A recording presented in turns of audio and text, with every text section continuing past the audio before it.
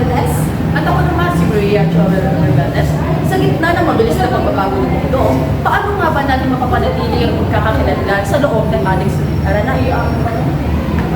Indigenous-based curriculum, having teachers create curriculum based on their own community context, in their own languages, their knowledge systems, origin stories, engaging youth into critically examining those different issues, making connections to their indigenous philosophy. Sa likod ng mga pagsisikap na iangkop ang ating kurikulum sa natatanging kultura at yaman ng ating bansa, isang malaking alarma ngayon ang kinakaharap ng sektor ng edukasyon. Ayon sa mga eksperto, unti-unting nanganganib ang tunay na diwa ng indigenisasyon sa mga paaralan. At isang malalim na pagsusuri ang epekto ng katutubong kaalaman sa pagtuturo ng asignaturang Pilipino. Manatiling nakatuto. Upang bigyan tayo ng mas malinaw na sulyak sa usaping ito, narito si Trisha upang bigyan tayo ng on-the-spot reporting. Trisha, pasok!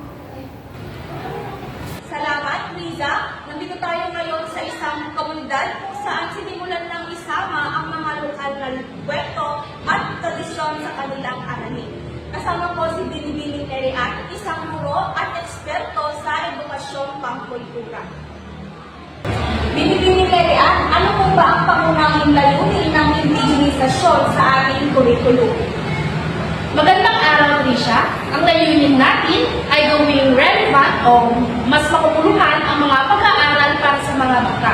Hindi lamang ito tungkol sa mga banyaging konsepto, kundi tungkol sa ating wika, kultura, karanasan upang mas madaling maunawaan ang mga aralin.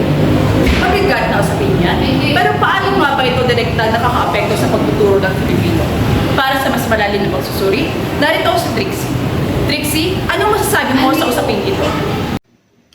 Maraming salamat, Binibining Maria. Sa ilalim ng K-12 program, ang indigenisasyon ay hindi lamang opisyal kundi isang mandato.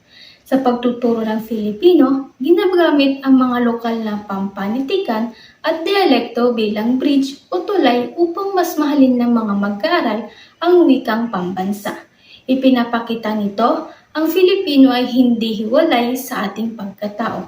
Bagkus, ito ay daluyan ng ating katutubong karunungan. Mula naman dito sa field, nakita natin ang positibong pagtanggap ng mga mag-aaral.